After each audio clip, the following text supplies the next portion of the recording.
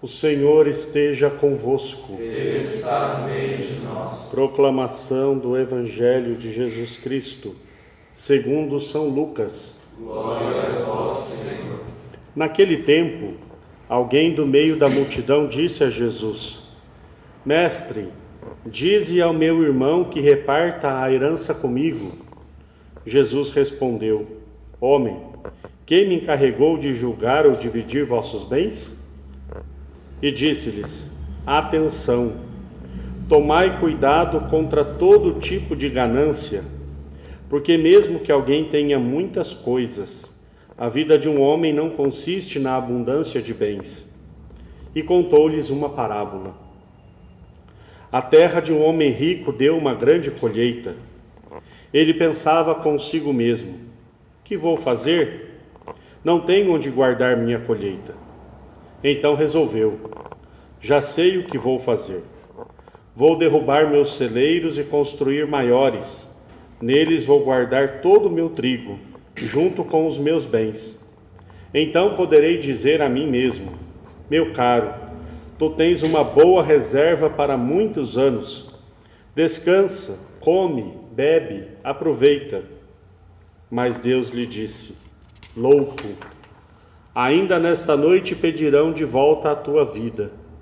E para quem ficará o que tu acumulaste?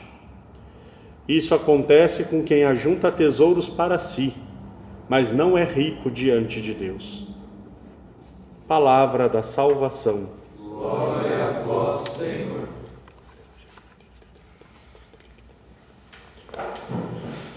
Ó Maria concebida sem pecado, Rogai por nós que recorremos a vós. em nome do Pai, do Filho e do Espírito Santo. Amém. Reverendíssimo Padre Ismael, queridos irmãos e irmãs aqui reunidos nessa capela, hoje nós celebramos a memória de São João Paulo II. Esse santo, como o Padre bem disse no começo da missa, um santo contemporâneo, que com certeza marcou muito da nossa história, da nossa vida. Nós até conversávamos na sacristia antes da missa, lembrando um pouco, né?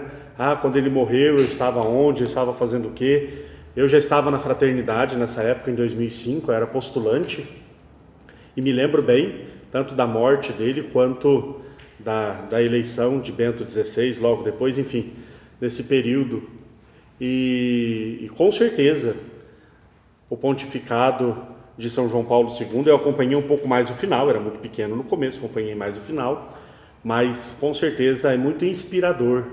E nós vivemos num tempo da comunicação, nós temos acesso, né, aos vídeos, temos acesso às visitas, aos documentos e a tudo aquilo que era o pensamento de São João Paulo II, tudo aquilo que foi o seu apostolado missionário. Foi um dos pontificados mais longos da história, foi um pontificado bastante longo, bastante frutuoso, né? Eu me lembro uma vez, eu não vou lembrar agora os números exatos, mas mostrou a quantidade de santos canonizados por São João Paulo II, era várias vezes mais do que o segundo Papa que mais tinha canonizado depois dele.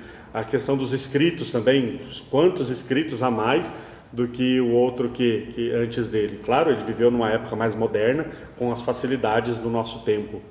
Mas para dizer que São João Paulo II, eu me lembro de uma fala do Padre Léo até, dizia: São João Paulo II atraiu tantos jovens, São João Paulo II atraiu tantas pessoas para a igreja, e se nós olharmos humanamente, o que aquele homem tinha para oferecer, principalmente o final da sua vida, né? Nós quase não entendíamos o que ele falava mais, de quando eu acompanhei, nós quase não conseguimos mais compreender o que ele falava, muito velhinho, muito debilitado fisicamente, e o Padre Léo fazia essa reflexão: o que um velho desse atrai os jovens? Como é que um velho desse, ele começou as Jornadas Mundiais da Juventude e a quantidade de jovens que, até hoje, claro, acorrem para ver o Papa? É a santidade. O testemunho atrai uma multidão imensa. Mais até, quem sabe, do que a própria sabedoria, capacidade ou inteligência. A santidade atrai muito mais do que qualquer outra realidade na igreja.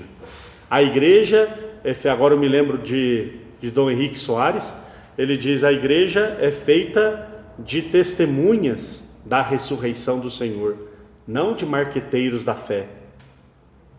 Nós podemos ter frases bonitas de efeito, nós podemos ter programas de evangelização muito bem organizados, mas o que ainda atrai é a santidade. O que ainda atrai é a santidade. Celebrar esse santo é celebrar a vida da igreja, que na sua fragilidade humana revela a força de Deus. Na sua fragilidade física revela uma alma cheia de Deus, cheia do Espírito Santo, cheia de vida. E é bonito nós vermos isso na igreja, porque quantas e quantas vezes nós nos sentimos limitados, impotentes diante de algumas realidades. E é nessa hora que nós precisamos olhar para esses exemplos e dizer: se um homem fisicamente tão debilitado teve condições de fazer tanto, eu também posso. Eu também posso realizar uma obra na igreja. Claro, cada um segundo ao seu chamado, a sua vocação.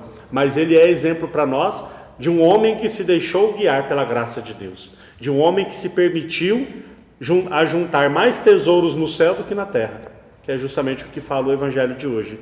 Ele sim foi um homem rico diante de Deus, morreu pobre, paupérrimo na terra. É comum dos papas, mas nós vimos aquele caixão tão simples, né? Feito de carvalho, se não me engano, uma madeira muito simples. Primeiro corpo levado só sobre uma tábua, né? Morreu pobre, mas muito rico diante de Deus.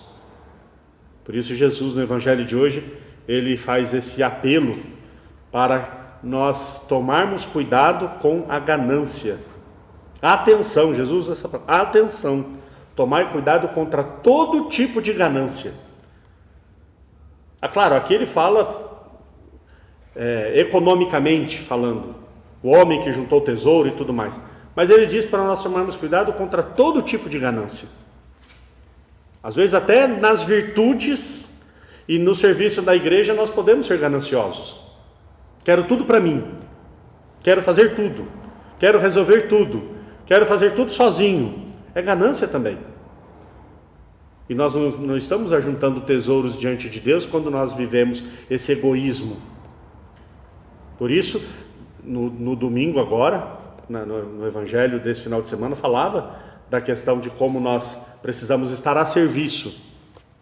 Estar a serviço do reino, estar a serviço do próximo, estar a serviço à disposição de Deus. Por isso, esse evangelho também continua nos chamando a atenção. Cuidado contra todo tipo de ganância.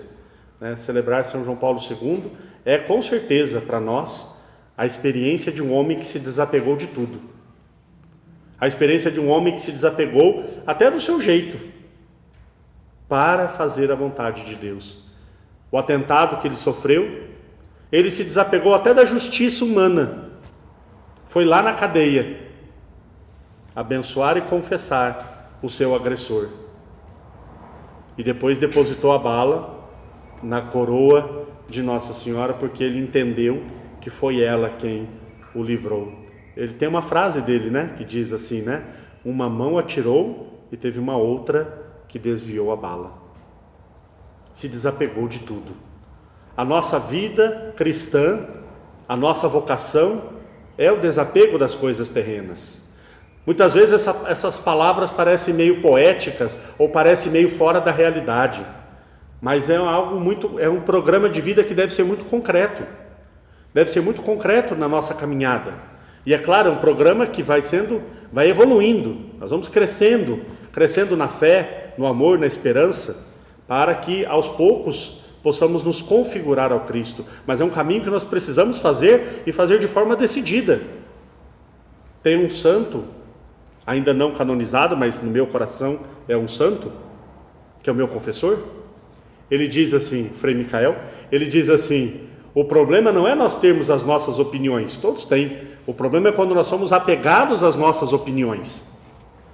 nosso jeito, parece que tudo tem o nosso jeito, parece que tudo tem que ser do jeito que eu aprendi, do jeito que eu fiz. Eu não me abro a perspectiva de que existem outros modos. Eu brincava recentemente, até numa homilia aqui, dizer, quando eu fiz noviciado, nós éramos 8 homens numa casa. Cada um tinha aprendido a fazer arroz de um jeito. Era um desastre, todos eles, é claro. E nós tínhamos uma frase que era engraçada, que dizia assim: sempre o outro está errado, né? Começava a colocar água fria no arroz. Não, arroz se faz com água quente, o outro faz com água fria, o outro faz sem água. Enfim, cada um faz de um jeito. Mas se nós falássemos assim, não foi a minha mãe que me ensinou assim, então quando a mãe ensina está sempre certo. Mas nós às vezes nos apegamos a coisas tão bobas. Claro que isso é um exemplo, mas se nós começarmos a tudo ter que ser do nosso jeito, nós vamos viver uma eterna frustração. O mundo não gira ao nosso redor. O mundo não é do nosso jeito.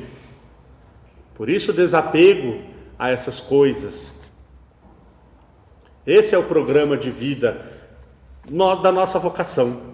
Mas não podemos deixar de dizer que, sobretudo, é o programa de vida daqueles que são chamados a estarem mais perto de Jesus, a estarem mais próximos do Senhor, né? De modo especial aos sacerdotes. Nós temos esse chamado de forma muito, muito clara. Jesus, geralmente as falas de Jesus, quando chega a uma vocação mais específica, ela se torna até um pouco mais exigente. Isso serve para nós. Um padre é um homem que deve estar a serviço da comunidade. Padre é um homem para o outro. Para o outro. Nosso ministério é 100% serviço.